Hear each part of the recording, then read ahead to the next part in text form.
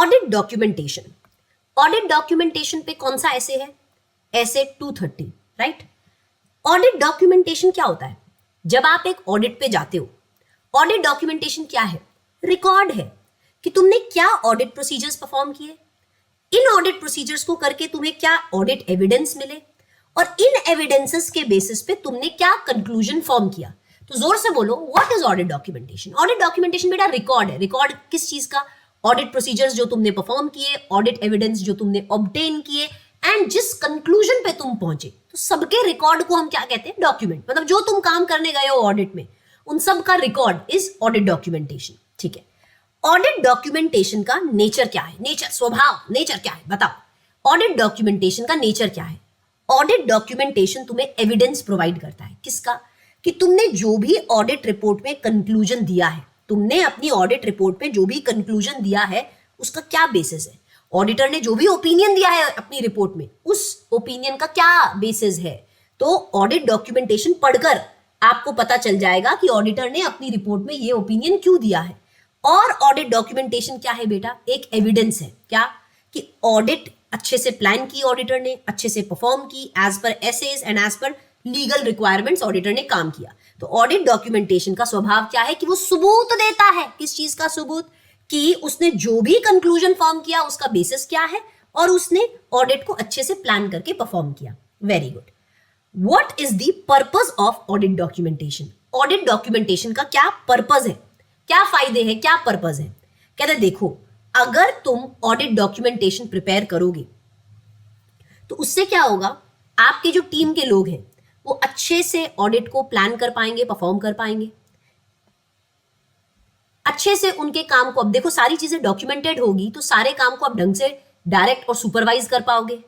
काम की accountability set हो जाएगी, किसने कौन सा काम किया। अगर डॉक्यूमेंट प्रिपेयर्ड है तो पता चलेगा। तो कहते हैं एंगेजमेंट टीम मेंबर्स को 3 तरह से मदद मिलेगी। एंगेजमेंट टीम मेंबर्स को मदद 3 तरह से मिलेगी। क्या? उनको फायदा मिलेगा ऑडिट को प्लान करने में, पूरा काम डायरेक्ट सुपरवाइज करने में, और काम की अकाउंटेबिलिटी सेट हो जाएगी। फ्यूचर ऑडिट्स के लिए भी ये एक तरह से गाइड ही है। फ्यूचर में जब आप काम करने वापस से इस ऑडिट को करने आओगे तो पिछले साल की फाइल को देख सकते हो। और कल चलकर अगर मान लो फर्म पे किसी भी तरह का कोई एक्सटर्नल इंस्पेक्शन होता है या क्वालिटी कंट्रोल का रिव्यू या इंस्पेक्शन होता है, तो आप ये डॉक्यूमेंट्स दिखा सकते हो। ठीक है, ओके। अब nature and extent of documentation. कितना डॉक्यूमेंट करूं? अरे मैडम इतना काम किया मैंने, मैं क्या सबका डॉक्यूमेंट करते बैठूं क्या? Nature and extent of documentation. कितना डॉक्यूमेंटेशन करना है? कहता इतना करना है जिससे एक एक्सपीरियंस्ड ऑडिटर, जिसका आपकी ऑडिट से कोई कनेक्शन ना हो, एक एक्सपीरियंस्ड ऑडिटर आपके डॉक्यूमेंट्स पढ़कर ये बता दे कि आपके ऑडिट प्रोसीजर का एनटीई क्या था, तुमने क्या ऑडिट प्रोसीजर किए थे ऑडिट में, तुम्हें उन ऑडिट प्रोसीजर से क्या सबूत मिले थे, ऑडिटर ने कहां कहां अपना जजमेंट यूज किया, किस कंक्लूजन को फॉर्म किया, और ऑडिट में क्या सिग्निफिकेंट मैटर्स तुमने आइडेंटिफाई किए, ये पता चल जाए। इतना डॉक्यूमेंट करो जिससे कि एक एक्सपीरियंस्ड ऑडिटर को ये चीजें पता चल जाए। अच्छा, जब तुम ऑडिट प्रोसीजर का नेचर, टाइमिंग, एक्सटेंट डॉक्यूमेंट करते हो, कि ऑडिटर जब डॉक्यूमेंट करता है कि मैंने ये काम किया था, इस काम को इतना किया था, जब आप ये डॉक्यूमेंट करते हो तो आप ये भी डॉक्यूमेंट करो कि ये काम किसने किया था और कब कंप्लीट किया, इस काम को किसने रिव्यू किया था, किस एक्सटेंट और किस डेट को रिव्यू किया था, और आपने जो भी चीजें टेस्ट की है, जो भी ये ऑडिट प्रोसीजर तुमने किस चीज को टेस्ट करने के लिए किए, सेल्स को चेक करने के लिए किए, परचेजेस को चेक करने के लिए, किस चीज को चेक करने के लिए आपने ये प्रोसीजर्स किए, उसके कैरेक्टरिस्टिक्स को भी तुम आइडेंटिफाई करो। ठीक है, अब तुमको कितना डॉक्यूमेंट करना है ये कुछ फैक्टर्स पे डिपेंड करता है। अब मैं तो बहुत काम करता हूं ऑडिट में मैडम, तो मैं कितना डॉक्यूमेंट करूं, क्या क्या डॉक्यूमेंट करूं, किस एक्सटेंट तक डॉक्यूमेंट करूं, ये किस पे डिपेंड करता है। क्या मेमोरी टेक्निक थी? बेस्ट पोयम पे डिपेंड करता है। मतलब रिस्क कितनी है मिसस्टेटमेंट होने की, ज्यादा रिस्क ज्यादा डॉक्यूमेंट्स, ज्यादा ऑडिट एविडेंस, तुमको अगर ज्यादा सिग्निफिकेंट इंपॉर्टेंट एविडेंस मिल रहे हैं तो ज्यादा डॉक्यूमेंटेशन। किस तरीके के ऑडिट प्रोसीजर्स तुम करने वाले हो उस हिसाब से तुम्हारे डॉक्यूमेंट्स होंगे। तुम ऑडिट में क्या मेथोडोलॉजी, टूल्स यूज कर रहे हो, जिस भी एंटिटी की ऑडिट कर रहे हो उसका क्या साइज है, कितना कॉम्प्लेक्स काम है, ज्यादा बड़ा साइज, ज्यादा कॉम्प्लेक्स काम तो ज्यादा डॉक्यूमेंट्स। ओके, कितने एक्सेप्शंस तुमने ऑडिट में आइडेंटिफाई किए, तुम बहुत सारे तुम्हें एक्सेप्शंस दिख रहे हैं तो ज्यादा डॉक्यूमेंट्स होगा। कभी कभी आप कंक्लूजन को या इस कंक्लूजन पे आप क्यों पहुंचे उसके बेसिस को भी डॉक्यूमेंट करते हो। जब आपके डॉक्यूमेंट से, आपके ऑडिट एविडेंसेस से पता नहीं चल रहा कि ऑडिटर ने ये कंक्लूजन क्यों फॉर्म किया, ऑडिटर ने ये कंक्लूजन क्यों फॉर्म किया। तो आप कंक्लूजन को या उसके बेसिस को भी डॉक्यूमेंट करते हो। जब किसी को ये समझ में नहीं आ रहा कि ये क्यों ऑडिटर ने ये कंक्लूजन फॉर्म किया होगा, डॉक्यूमेंट पढ़कर सबूतों के बेसिस पर अगर समझ नहीं आ रहा तो आप कंक्लूजन या उसके बेसिस को भी डॉक्यूमेंट करते हो। बहुत सारे एग्जाम्पल्स हैं डॉक्यूमेंटेशन के, आपकी बुक में एक आध एग्जाम्पल लिखे हुए हैं जो मैंने यहाँ मेंशन कर दिया। अदरवाइज आप सारे जो भी ऑडिट प्रोसीजर्स करते हो सबको डॉक्यूमेंट करते हो। जैसे ऑडिट प्रोग्राम को, जो भी चेकलिस्ट तुमने बनाई, एनालिसिस, इश्यूज का मेमोरेंडा, समरी बनाई, लेटर ऑफ कंफर्मेशन, रिप्रेजेंटेशन, आप सबको डॉक्यूमेंट करते हो। ये कुछ एग्जाम्पल आपकी बुक में लिखे हैं। ऑडिट फाइल मतलब क्या होता है? अभी इतने डॉक्यूमेंट इकट्ठे करके लाए हो तो क्या ट्रंक में स्टोर करके रखोगे? नहीं, अच्छे से फाइल में बना के रखोगे। तो कहता है वन और more than one storage media. हो सकता है ये फाइल तुमने फिजिकल फॉर्म में बनाई हो सकता है ई फॉर्म में बनाई हो। इसमें क्या है? ऑडिट डॉक्यूमेंटेशन है।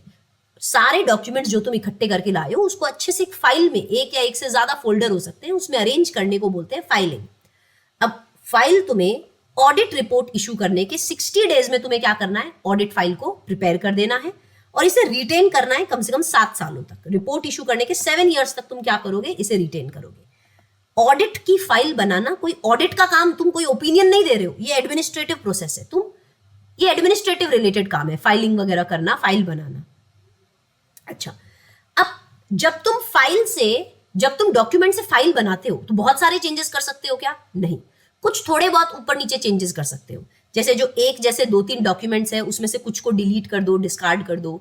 जो डॉक्यूमेंट्स एक जैसे हैं उन्हें एक साथ लगा दो, एक चीज मतलब सॉर्ट कर दो, कोलैट कर दो, एक पेज पे दूसरे पेज का क्रॉस रेफरेंस वगैरह दे सकते हो। किसने क्या काम किया, कंप्लीशन चेकलिस्ट को साइन ऑफ वगैरह करवा सकते हो। तो ये बेसिक चेंजेस तुम कर सकते हो जब ऑडिट डॉक्यूमेंटेशन से फाइल जब तुम बनाते हो। सारे सिग्निफिकेंट मैटर्स तुम ऑडिट में, बड़े बड़े इंपॉर्टेंट मैटर्स जो तुम्हें ऑडिट में मिले सबको डॉक्यूमेंट करते हो क्या? हाँ। इंपॉर्टेंट मैटर्स मतलब क्या होते हैं मैडम? जैसे जिन ऑडिट प्रोसीजर्स को करके तुम्हें यह पता चला कि फाइनेंशियल स्टेटमेंट में तो बड़े बड़े गलतियां हैं, वो क्या है? सिग्निफिकेंट मैटर है। जिन ऑडिट प्रोसीजर्स को करके जो तुमने प्रीवियसली असेस किया था कि रिस्क कम है, मान लो तुमने शुरुआत में सोचा था रिस्क कम है, पर अब जब तुम ऑडिट प्रोसीजर कर रहे हो तो तुम्हें लग रहा है रिस्क कम नहीं, बहुत ज्यादा है, तो तुम्हें रिवाइज करने की जरूरत पड़ रही है। कुछ ऑडिट प्रोसीजर को करके तुमको अपने प्रीवियस असेसमेंट को, जो तुमने रिस्क को लेके असेस किया था, उस असेसमेंट को रिवाइज करने की जरूरत पड़ रही है, तो उसको तुम क्या करोगे? डॉक्यूमेंट कर दोगे। सिग्निफिकेंट मैटर है ये। ऐसे सर्कमस्टांसेस जिसमें आप कुछ ऑडिट प्रोसीजर्स को अप्लाई ही नहीं कर पा रहे, जैसे तुम बैंक बैलेंस चेक करने के लिए बैंक स्टेटमेंट मांग रहे हो, मैनेजमेंट दे नहीं रही, तो difficulty in applying audit procedures, कुछ ऐसे सर्कमस्टांसेस जिसमें आप अपने ऑडिट प्रोसीजर लगा ही नहीं पा रहे, तो सिग्निफिकेंट मैटर है।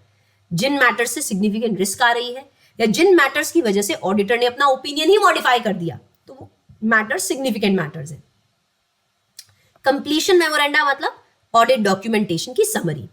क्या है ये समरी? इसमें आप समरी में क्या सब कुछ तो नहीं डाल देते, जो भी सिग्निफिकेंट मैटर्स तुमने ऑडिट में आइडेंटिफाई किए और उन्हें कैसे एड्रेस किया, वो होती है समरी। अच्छा, उसके बाद समरी बनानी क्यों जरूरी है? ताकि कोई भी तुम्हारे काम को अगर रिव्यू करना चाहे, तो इतना डॉक्यूमेंट कौन पढ़ते बैठेगा ना, तो समरी पढ़ के रिव्यू कर लेगा, इंस्पेक्ट कर लेगा। ओनर कौन होता है डॉक्यूमेंटेशन का? ऑडिट डॉक्यूमेंटेशन की ओनरशिप किसकी है? ऑडिटर की। भाई इतना मगजमारी किसने किया है डॉक्यूमेंट इकट्ठे करने का? ऑडिटर ने किया है, तो ऑफ कोर्स ओनरशिप किसकी है? ऑडिटर की। अच्छा, ऑडिटर चाहे तो अपने डॉक्यूमेंटेशन का कुछ हिस्सा, कुछ एक्सट्रैक्ट्स मैनेजमेंट मांगे तो दे सकता है क्या? दे देगा, पर इतना भी नहीं दे दे कि उसका काम की इफेक्टिवनेस कम हो जाए। कहता ऑडिटर अपने जजमेंट को भी डॉक्यूमेंट कर लेता है। ऑफ कोर्स, मैं अगर काम कर रही हूं तो मैंने उस काम को करने में क्या सोच लगाई थी, क्या जजमेंट यूज किया था, उसे भी डॉक्यूमेंट कर लेती हूँ क्या मैं? Yes, very good, very good, very easy. जैसे मैंने किस बेसिस पे ये कंक्लूड किया था कि अकाउंटिंग एस्टिमेट्स रीजनेबल है, मैंने किस बेसिस पे ये सोचा था कि डॉक्यूमेंट्स ऑथेंटिक नहीं है और फर्दर इन्वेस्टिगेशन की जरूरत है, तो ये सब मैं क्या कर लेती हूँ? डॉक्यूमेंट। मतलब ऑडिटर ने जहां जहां भी प्रोफेशनल जजमेंट यूज किया है वो डॉक्यूमेंट ऑडिटर कर लेता है। तो ये आपका पूरा चैप्टर था ऑडिट डॉक्यूमेंटेशन का, जिसको हमने बिल्कुल 10 मिनट्स में रिवाइज कर लिया। जब भी आपको नेक्स्ट रिवीजन करनी हो इस चैप्टर की, बिंदास आप इस वीडियो को खोल सकते हैं और इस चैप्टर को रिवाइज कर सकते हैं। तब तक नेक्स्ट क्विक रिवीजन के लिए मिलेंगे हमारे नेक्स्ट सेशन में।